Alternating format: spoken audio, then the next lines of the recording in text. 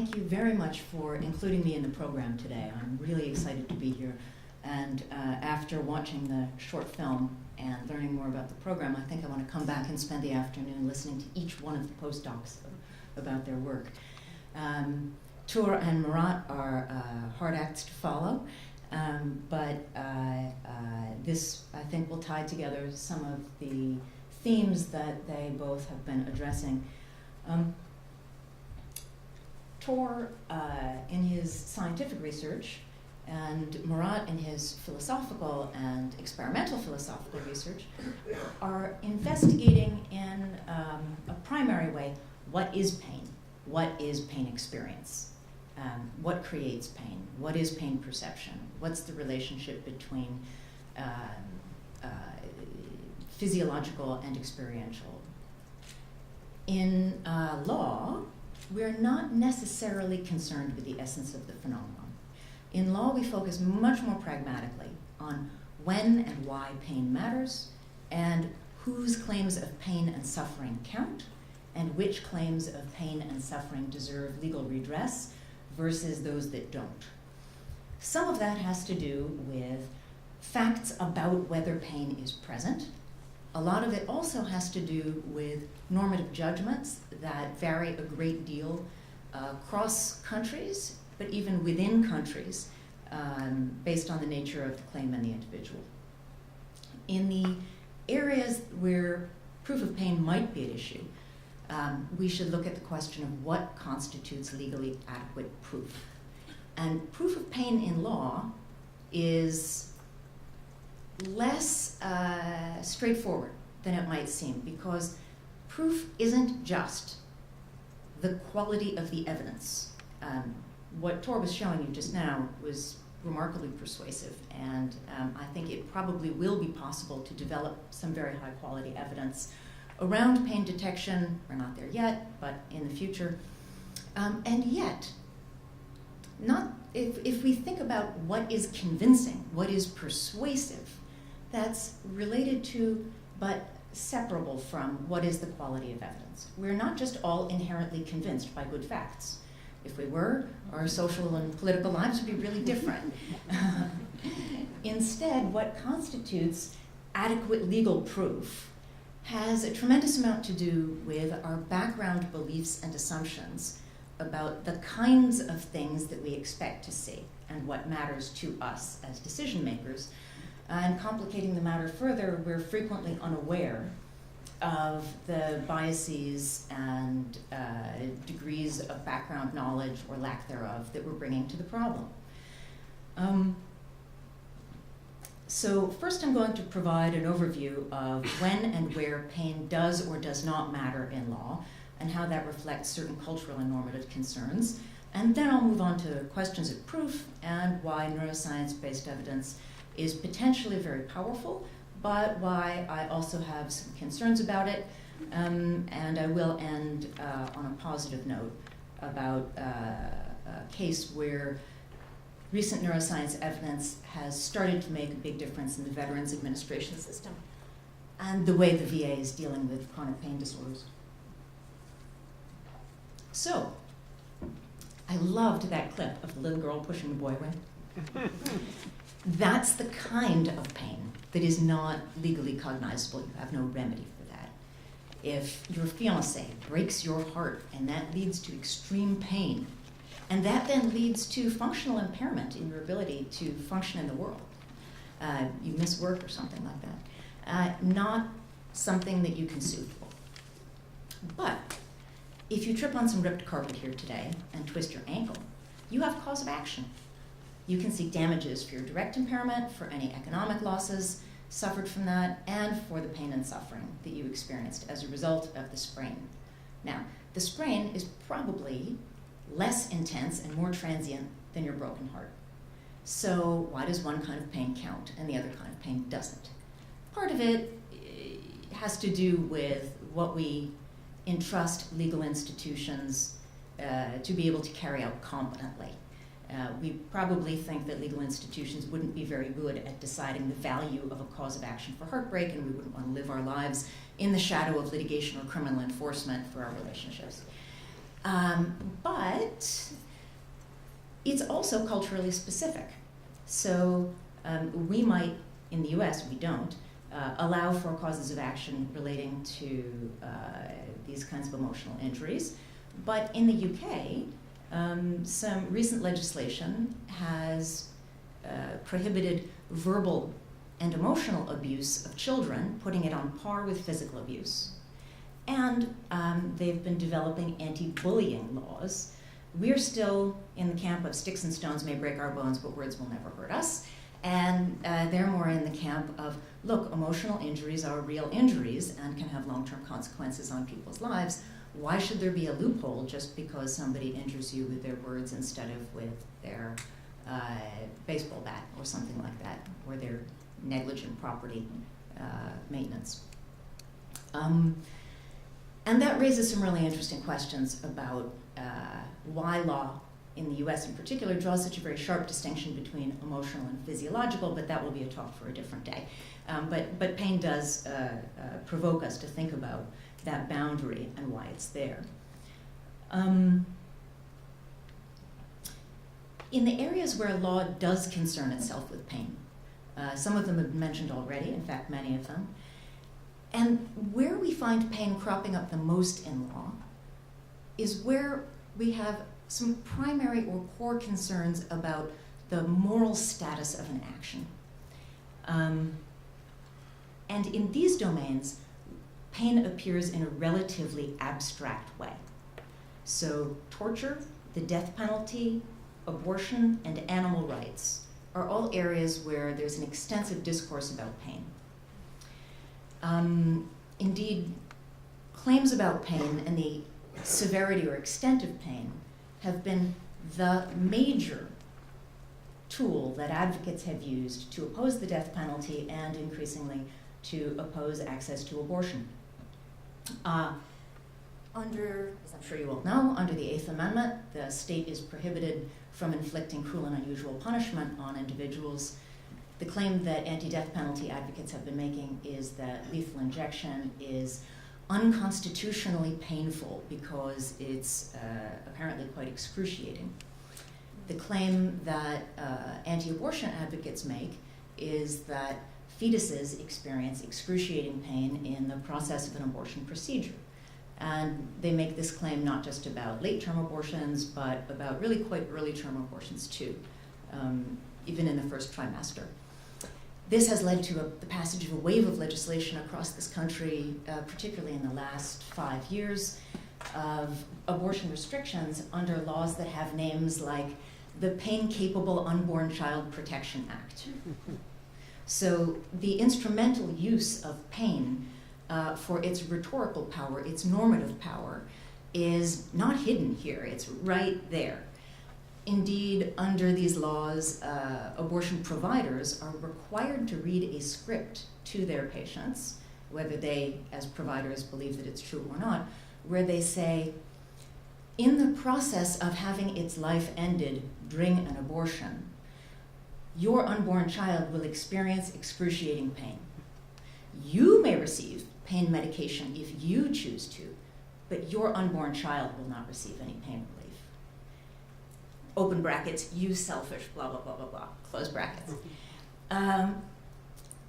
In the animal rights context, claims about the pain that animals experience in research use in factory farming have been tremendously persuasive in leading to reform and regulation in how animals are treated. So these are areas where pain is not something that we need to quantify necessarily, and indeed where if we did turn to quantification, it might make us rather queasy that we're punting the moral and ethical issues over to a more mechanistic determination. Imagine if I could tell you that a particular torture tactic like waterboarding doesn't truly provoke that much physical pain. It's not equivalent to the physical pain of being burned with hot oil, for example. It just induces maybe level 7 to physical pain and a high amount of psychological distress. Does that tell you inherently that waterboarding is okay? Well, no. You might come to a conclusion that it is or it isn't, but that conclusion has a lot to do with your views on the appropriate relationship between the state and the individual, the kinds of circumstances under which the means might be justified by the ends, the degree of sympathy that you have for the other who is being subjected to pain. Interestingly, claims of pain about fetuses or unborn children are tremendously persuasive to the same group of people who are not particularly persuaded by claims of pain about the pain of lethal injection, and vice versa. And so people's normative priors have an essential conditioning function on whether they're even willing to entertain claims of pain. I think that when we feel some identification with a set of subjects and see that they are like us, then we take their pain seriously, and if we see them as more other, we take them as less seriously. But there are some areas of law, really important areas of law, where claims of pain are not abstract and where they carry more immediate consequences for individuals and bring in some normative dimensions, but not these kind of overarching normative dimensions. And these are the ones that cost billions and billions of dollars a year. Pain is not only the number one reason for all doctors' visits, pain is one of the major reasons that people go to court. It's at issue in a tremendous percentage of civil lawsuits, tort cases, medical malpractice, slip and fall, every kind of case that involves, at its essence, the assertion, I've been injured and you owe me money for my injury. That's a pain case. These cases are worth, it's hard to estimate them, but similar to the medical figure, about $500 billion a year. They also arise under insurance law. Insurers might deny certain kinds of services. They arise under disability law. And Social Security disability payments, in cases where pain is involved in the disability claim, which is around 90% of them, are probably second or third in our budget after defense spending. So in those kinds of cases, there's a lot at stake in proving very practically and concretely, is this person in pain and how much pain do they have? For this reason, both plaintiffs and defendants have been trying to develop a pain measurement technique for at least the last 70 or 80 years. Because it would simplify the legal system. People who are not being believed might want to use it so that they can be believed, and the legal system would like to use these kinds of claims to root out fraud. Although self-report may be the gold standard for knowing pain in medical practice, self-report is deeply problematic in a context where a person comes in seeking money. Okay, I get money if I say I'm in pain. Sure, I'll be in a lot of pain. Is a way that one can imagine that scenario would play out, and it's a reasonable set of concerns because in almost any system where funds can be allocated, there's going to be a certain amount of fraud. And in that way, pain is no different, or pain-based claims are no different from government contracting. So certain kinds of fraud detection measures are useful. This then leads to the question, should we be using biomarkers to determine when people are in pain? And my answer to you is going to be, and this is how you'll know I'm a lawyer, yes and no. I think that pain can be, the neuroscientific findings about pain, neuroscientific pain research can be tremendously powerful in shaping legal regulations and legal decision makers' expectations about what they should be looking for in pain-based claims. I have much greater hesitation about the idea that there should be some kind of uniform adoption of pain reading equipment and testing in order to substantiate cases. Why is that? Well, in our legal system, the degree of evidence necessary to prove a case and the amount of monitoring that different populations are subject to is not necessarily very well correlated with the degree of unlikelihood of the phenomenon. Instead, it's often correlated with social and normative perceptions of the category of claims or of the group of people that are under examination. That sounds awfully abstract, but I can make it very concrete in one example. So, welfare recipients do not use drugs at a greater, unlawful drugs, at a greater rate than non-welfare recipients. Actually, when I learned that, it slightly surprised me, which helped me discover that I'm biased against people who accept public benefits, which was sort of disturbing to me. And yet, lawmakers have been very successful with their constituents in trying to pass monitoring statutes. And so many states have statutes where in order to get your welfare benefits, even in order to get your SNAP benefits for your kids, you have to subject yourself to drug testing. Well, welfare benefits are a drop in the bucket compared to aid given to farmers. Not one farmer has to be tested for drugs to receive his or her aid. Social Security dwarfs welfare benefits. Not one Social Security recipient is drug tested to receive their Social Security benefits. So we have a pattern, and this is just one example, but it generalizes across just about every area of law and law enforcement, that our intensity of monitoring, scrutiny, and proof has much more to do with the beliefs we bring to the claim than it does to the unlikelihood of the claim or the actual risk. And then this suggests to me that if we bring in a certain kind of high technology, we may not be using it to come to better conclusions about cases. We may be coming up with a very expensive way of scrutinizing even more heavily a group that may or may not require more scrutiny. Why do I think this is particularly a problem with pain? Well, people who claim to have chronic pain are a socially and historically suspect group. We could tell a story in history going back farther than Freud, but Freud is a decent place to start, with the idea that chronic pain is primarily a redirection of autobiographical distress. I don't want to say psychological because psychological has so many different meanings. That a person has some kind of challenge in their life that is too threatening to their ego, to their self, to be able to confront it, and therefore they somatize their emotional distress, and instead of saying, I feel rage toward my boss or my mother or what have you, thank you, they instead say, my back hurts too much to be able to go into work, and they do actually perceive the pain, but the cause is something that's best addressed through psychotherapy.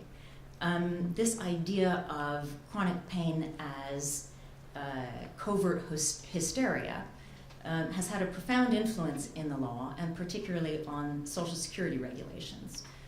Social Security, for many years following its inception, didn't even recognize chronic pain as a form of disability. Pain is now recognized as a form of disability, but it has to be tied to some other medical syndrome or disease of which a person can provide objective proof. Since pain can be both a symptom and a set of disorders in itself, though, this is extremely difficult for many people who have chronic pain disorders. These chronic pain disorders can be proven and demonstrated clinically, but there isn't an X-ray for them. And because of that, people who have chronic pain disorders wind up being involved in these very peculiar kinds of disability and also veterans benefits appeals cases where they have almost overwhelming medical evidence, where every expert says we have no reason to believe that this person is malingering. You can look at cases that make it up to federal courts of appeals where a person after a car crash, for example, and who was previously healthy, undergoes 20 years of spinal surgery and brain electrode implant and morphine pump, and the court says, well, nothing showed up on an MRI, so you must not have the pain that you claim.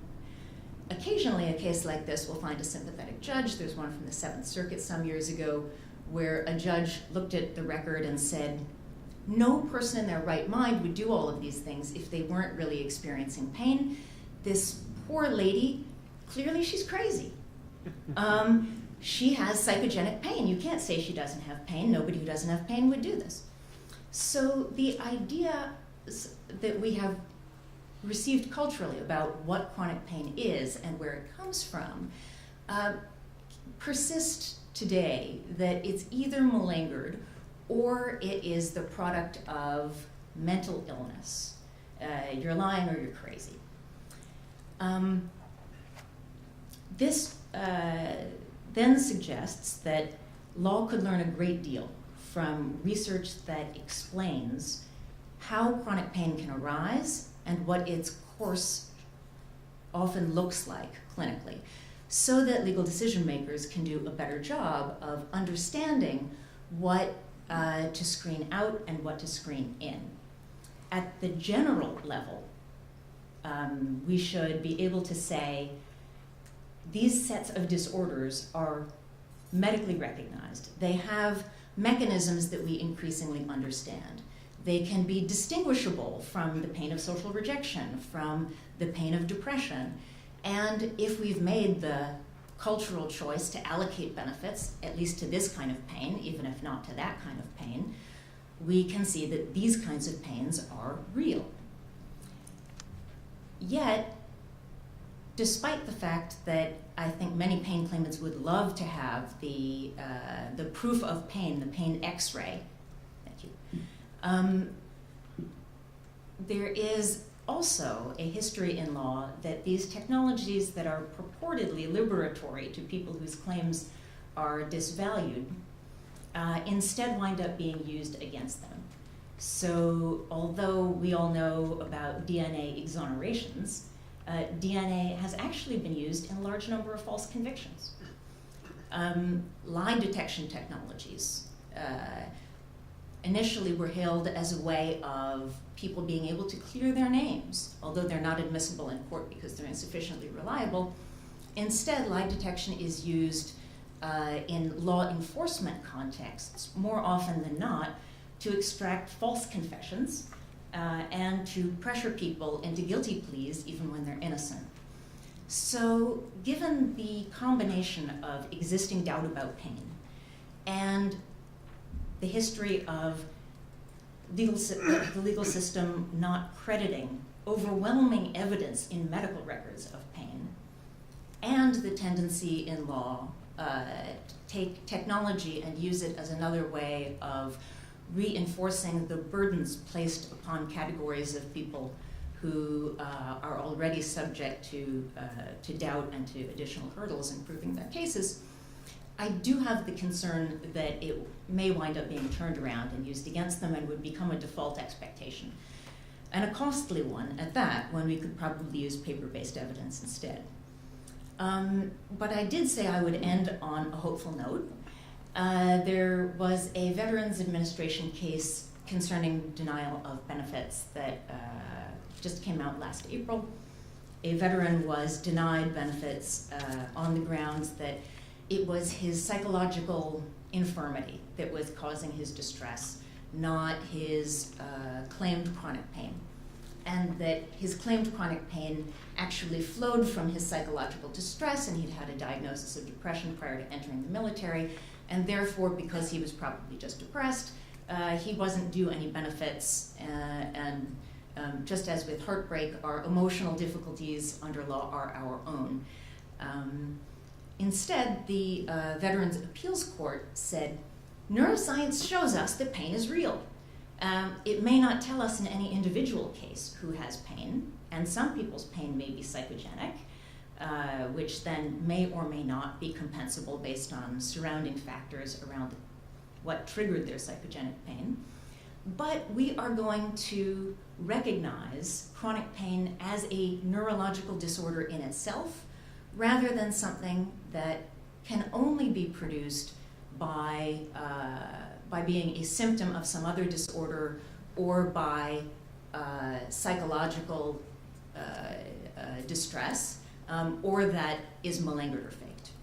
So neuroscience is already having a positive impact on changing perceptions of these disorders, and perhaps over time it will take pain claimants, individuals with chronic pain, out of the category of being suspect, and will help those individuals, as well as the legal decision makers who deal with them, to be able to evaluate the evidence more robustly and fairly, but also hopefully more cheaply and efficiently than would happen if we had to do it all by brain scan in each case. Thanks very much.